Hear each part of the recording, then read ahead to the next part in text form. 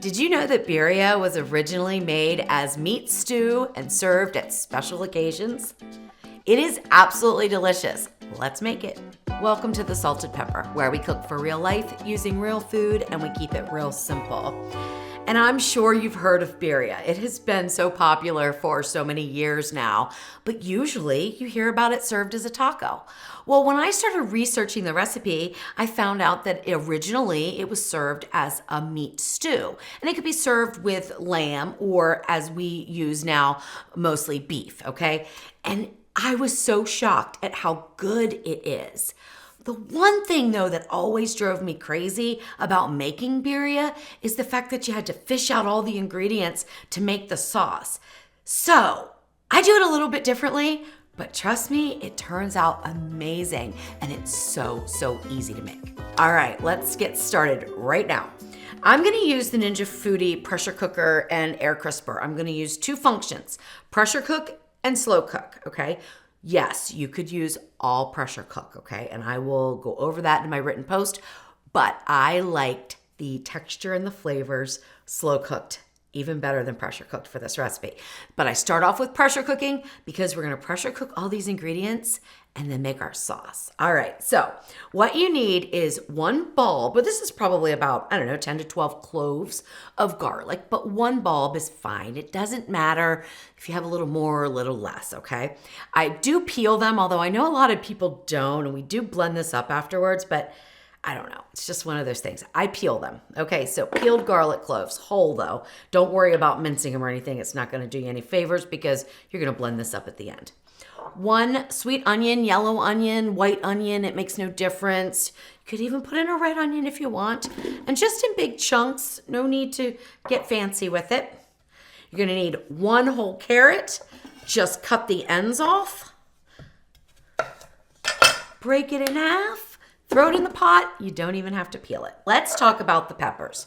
These are kind of important, and I don't use all of the traditional peppers that go into a birria. This is the blend that I like and the amounts that I like for the amount of spice and flavor. Feel free to put whatever kind of peppers or added heat you want into your birria stew, okay? It's totally up to you. I'm gonna use 2 guajillo peppers. These are dried. And I just take the stems off and I take the seeds out. If you wanna put the seeds in, it's perfectly fine. Now, some people say that you should toast these up before you put them into your stew. I have never done that. You certainly can, but I don't bother with it. And it seems, turns out delicious to me. All right, so just put those right in whole once you take the stems. Again, seeds optional. Leave them in if you want a little more heat. And then 2 or 3 ancho peppers. Now, and these are dried, obviously.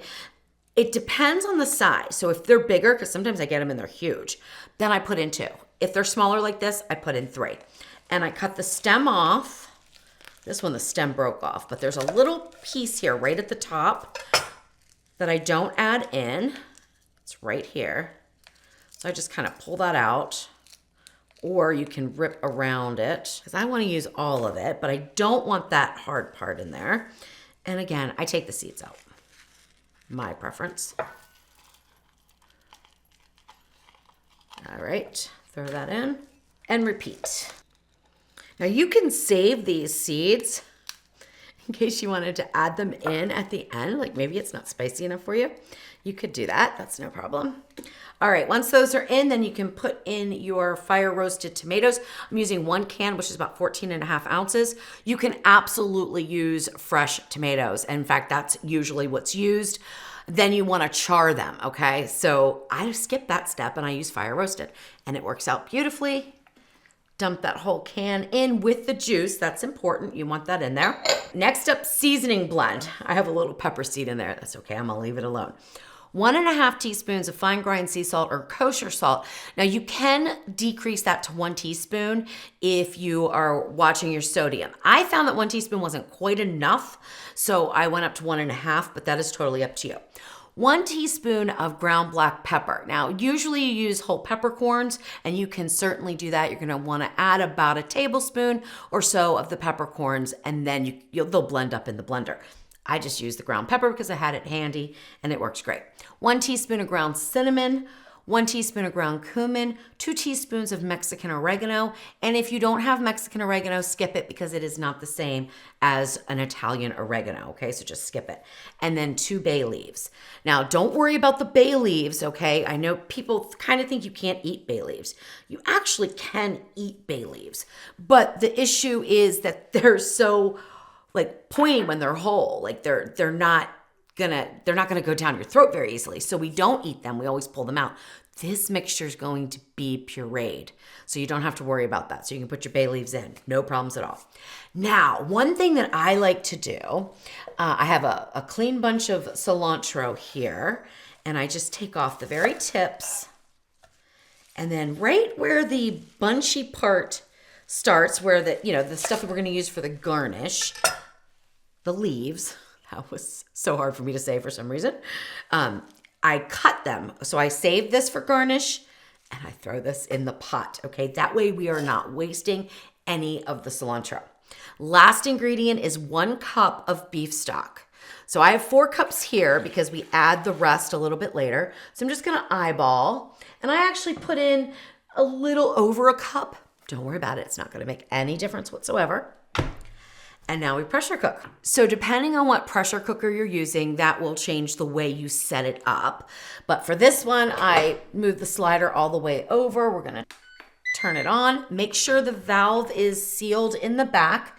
It defaults to high pressure at 10 minutes. And that's exactly what we want. So we just now hit start. While the sauce ingredients are pressure cooking, we can go ahead and season up our meat. I just use a simple blend of salt and pepper. I'm using 1.5 teaspoons of salt to 1 teaspoon of pepper. My salt is kosher, or you could use fine grind sea salt. If you use table salt, definitely cut that back a little bit. And you use your judgment, okay, on how much to use. What I usually do is just broadcast it, the blend, so I mix the salt and pepper together, broadcast it over the top here like that. All right, now I forgot to mention this is a 2.5 pound chuck roast. You could use anything, 2-3 pounds, whatever you want. Now I'm gonna flip it over and do the same thing on the other side.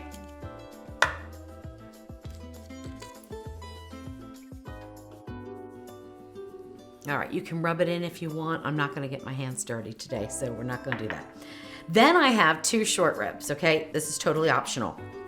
However, I found that added fat and the flavor of the short ribs really added to the birria stew. Like, oh my gosh. Can you just say amazing? It really elevated it. So if you can find them, I recommend using them. And we're gonna go ahead and do the same thing here, just with a little salt and pepper. Whoops, don't worry about it. If you dump it all on there, don't worry about it. It's fine.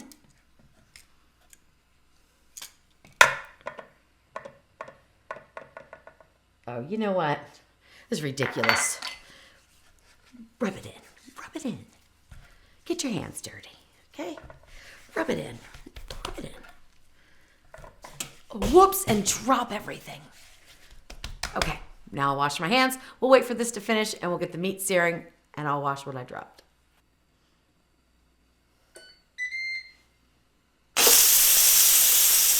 When the pressure cook time is up, you can do an immediate release of the pressure. And then when it's safe to open up the lid, go ahead and do that.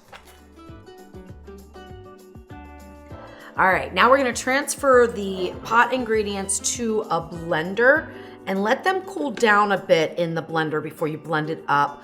Otherwise, it can create so much steam that on some blenders, you can actually pop the top off and it can cause burns. So don't do that. But we are gonna transfer it so we can get our pot clean so we can move on to the next step, which is searing the meat.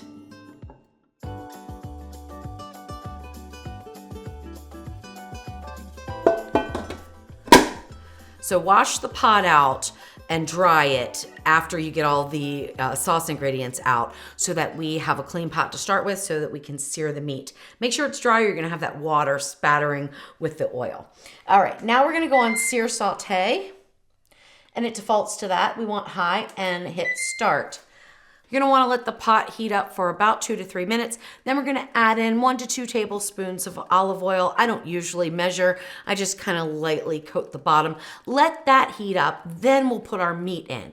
One thing that I do when I'm searing the chuck roast in the foodie is I cut it in half. Now this does cause it to cook a little bit faster, but honestly, I've made it whole and in half, and I still slow cook it in the Ninja Foodie for 8 hours. I've also made this recipe in the Ninja Foodie Possible Pro cooker, which has a slow cook function, and the only difference was it was done in about 6 hours and I left it whole, okay? So you can use your judgment. When the meat is falling apart tender, it is done, okay? So different slow cookers are gonna work a little bit differently, so adjust your time accordingly. If you're not sure, set it for 6 hours and then check on it, or let it switch over to the keep warm function. And then if for some reason it's not tender enough, when you go to serve it, just put it on sear saute if you have that function, and let it simmer for a little bit longer, okay? We'll get that meat a little bit more tender if you need to. But 8 hours in the Ninja Foodie, slow cook high, has been perfect temp each and every time I've made this recipe. All right, so now just put this in, and that's what you wanna hear, a nice sear. And then put that in right there. Let's see if we can squeeze these short ribs in. I'm gonna put the fat side down first.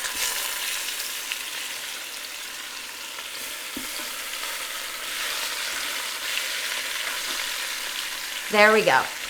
Sear on all sides for about 2 to 3 minutes. Now, if you go to flip the meat and it is not releasing, it means it's not ready to be flipped. So just let it continue to sear. You're not gonna burn anything, I mean, unless you walked away for 15 minutes. But if you're standing right here, you're not gonna burn anything. Don't worry about that. We want a nice, good sear.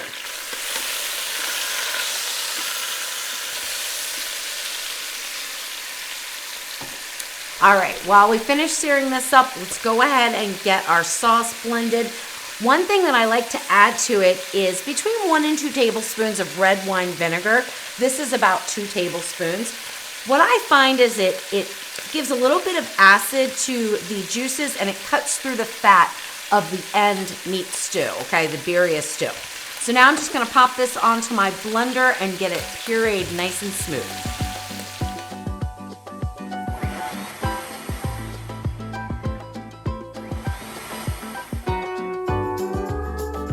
We're all seared up. Now add in about a cup of the beef stock while the pot is hot, and that is going to deglaze this pot so that all the flavor that's on the bottom right here, it's called fond, that came off of the meat, is gonna go into our dish, and that's what you want.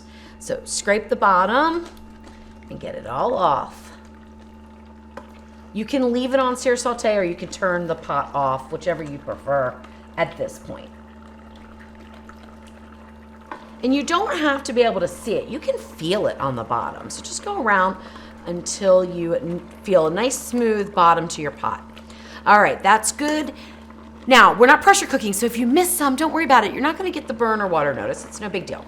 All right, we are gonna put the meat back down into the liquid. At this point, I'm gonna go ahead and hit the start-stop button, because we're gonna switch over to slow cook. Add in the rest of your beef broth. So we use a total of 4 cups for the Birria Stew. We did 1 in the sauce, thereabouts, and then the 3 go in right now. But if you didn't want to serve it that way, you wanted to make tacos or something else, and you didn't want as much liquid, that is perfectly fine. You can cut back on the beef stock, but don't cut back more than a cup to a cup and a half, okay? The reason being is that if you cut too far back on the beef stock, you're going to alter the balance of all the flavors, and then you may end up with a birria that's overspiced or just over seasoned. So be careful with that when you make those adjustments. But I have made the recipe with a total of 3 cups of beef broth, and it was perfectly fine. So you can certainly do that if you want. I like the Birria Stew nice and brothy, and wait till you see how thick and luxurious it is once it's done slow cooking. It's really, really amazing. All right, you don't even have to stir it or anything. Now you're gonna set up the Ninja Foodi or whatever appliance you're using for slow cooking. So let's go to the slow cook function. You want high, and we're gonna go for 8 hours and hit start. And that's it. So in 8 hours, or when the meat is fall apart tender, we can serve up our stew with some garnishes.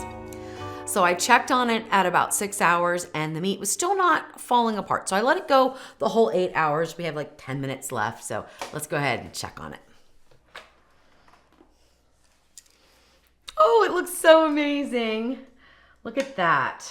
Oh my gosh. So do you see all of this shiny stuff? That is the fat from the meat, and it will go to the top. So if you wanted to refrigerate this and skim it off to use to cook up your birria tacos or something like that, you absolutely could. For me, I'm just gonna mix it back into the stew because it adds so much flavor. So all right, let's go in here, and our meat should really just fall apart, and it is falling apart. Look at that. Look at that. Now you don't want to shred this too finely, okay? You want to have some chunks in there. It's kind of rustic. I do take the bones out though. And there's gonna be a piece of the short rib that I usually try to get out. You could chop this up, you could leave it in. You know, it's up to you, but I usually take it out. Oh my gosh. Look at that. There is some meat on there though. I will get that off and put it back in. Let's find the other one. There we go. All right, so peel that off. So that's that short rib meat. Oh gosh, so delicious.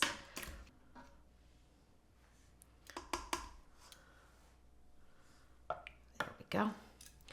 All right, so once you break up the meat into big chunks, I like to let it sit. You can turn the pot off or let it go to keep warm if you want, but I let it sit and really absorb those flavors into the meat that we just broke apart. So I let it sit for about 10 minutes, and then I serve it up with some delicious garnishes and of course, homemade tortillas.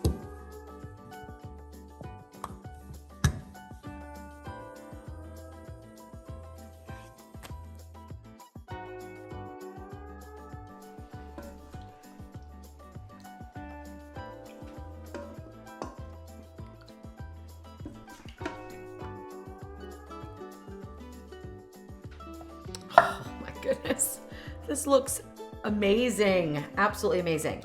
All right, so usually this Birria stew is served with some raw white onions and then cilantro, as much or as little as you want. Completely up to you. One thing that I really don't recommend skipping though is the lime. All right, that really adds such an amazing flavor. There we go. You want a good, probably half of a teaspoon of lime juice to go in. All right, that's it. That is the Birria stew. Hey, make sure that you serve it with some really warm homemade tortillas that you can dip in. Oh my gosh, so amazing.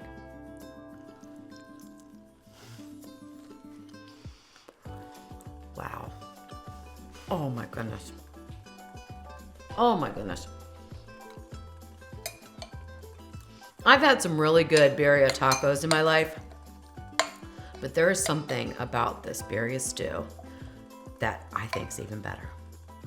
All right, let's get a nice bite with all of the garnishes and a little bit of the meat.